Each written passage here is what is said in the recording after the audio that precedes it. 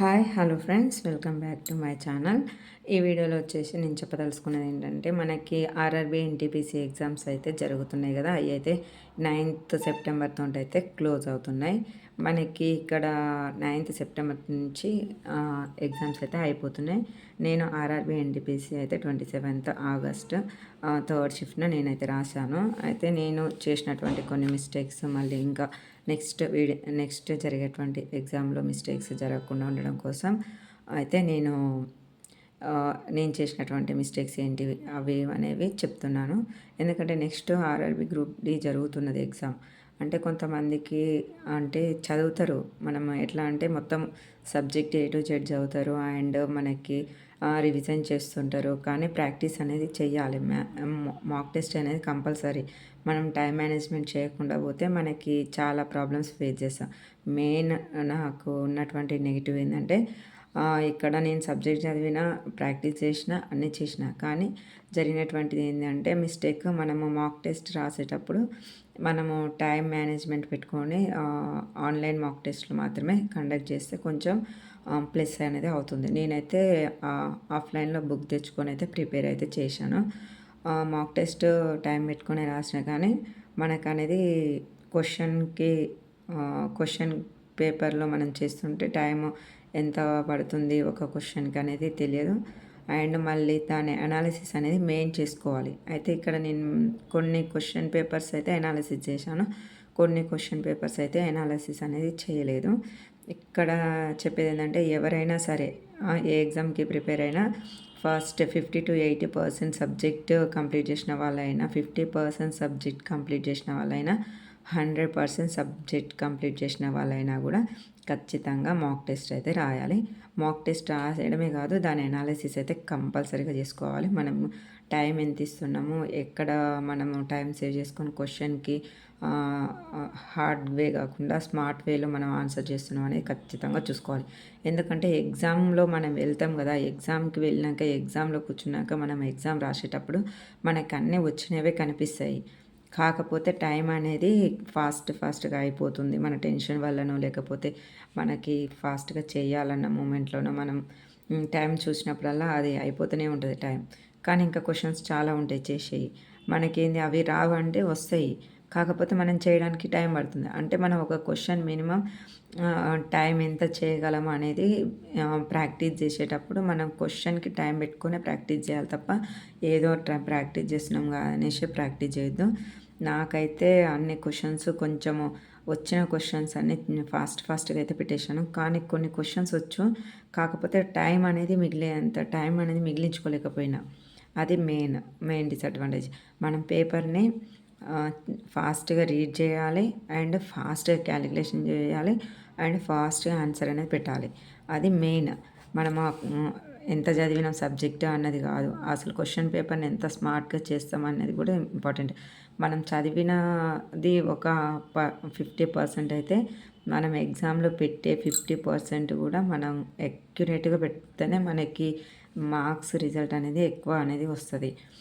చూద్దాం నాకు ఎలా వస్తుందో రిజల్ట్. అయితే నేనైతే ఈసారి అయితే మస్త్ ఎఫర్ట్ పెట్టి అయితే చదివాను అండ్ అంతే ప్రాక్టీస్ కూడా చేశాను. అన్ని మోడల్స్ కూడా దాదాపు చూసుకున్నాను. కాకపోతే టైం సేవింగ్ అనేది క్వశ్చన్కి మినిమం టైం సేవింగ్ చూసుకోకపోవడం మైనస్ అయిపోయింది.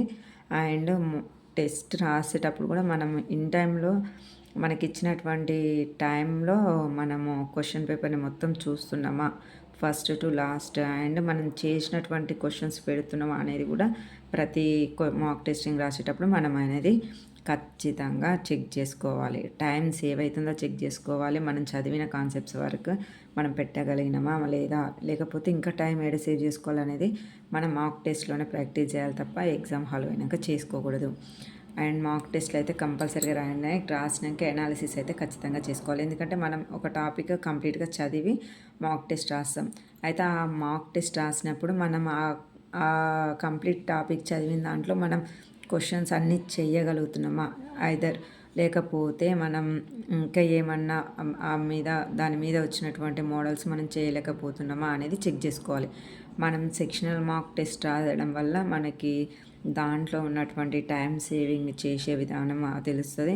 అండ్ లాంగ్ మాక్ టెస్ట్ రాయడం వల్ల కూడా మనం ఎగ్జామ్ హాల్లో టైం ఎలా సేవ్ చేసుకుంటున్నాము, ఎక్కడ టైం వేస్ట్ అయిపోతుంది, మనం ఇంకా కూడా టైం సేవ్ చేసుకోవడానికి ఎంత టైం పడుతుంది, అండ్ మార్క్స్ కూడా మనకి ఎంత వస్తుంది అనేది, ర్యాంక్ అనేది ఆన్లైన్ మాక్ టెస్ట్ ద్వారా మనకి ఈజీగా ఫైండ్ చేసుకోవచ్చు.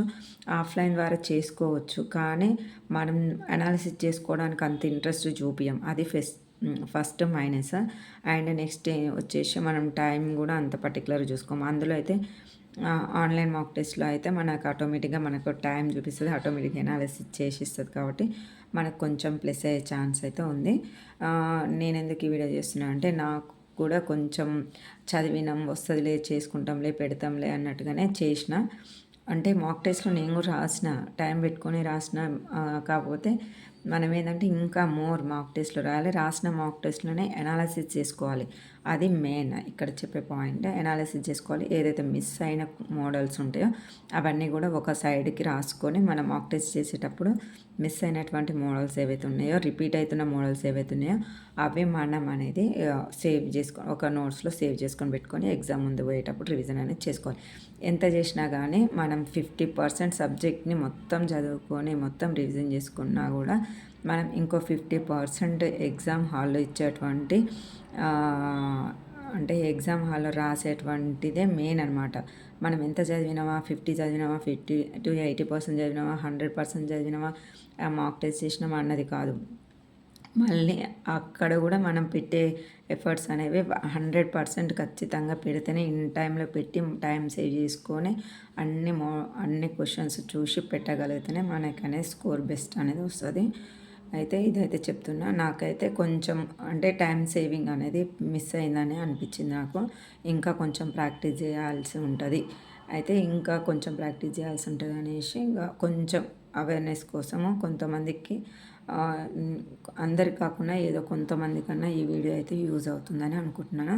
నెక్స్ట్ గ్రూప్ డి ఉంటుంది కాబట్టి దానికైనా కొంచెం ప్లస్ అవుతుంది అనేసి అనుకుంటున్నా. ఈ వీడియో కనుక నచ్చితే లైక్ చేయండి, షేర్ చేయండి. Please subscribe my channel. Thank you for watching. And group D exam కూడా ఉంటుంది అని అంటారు. నెక్స్ట్ 2 months తర్వాత జరుగుతుంది కంపల్సరీగా ఈ ఇయర్లో. నెక్స్ట్ ఇయర్ ఏముండదు అని అంటున్నారు. చూడాలి మరి. Thank you for watching.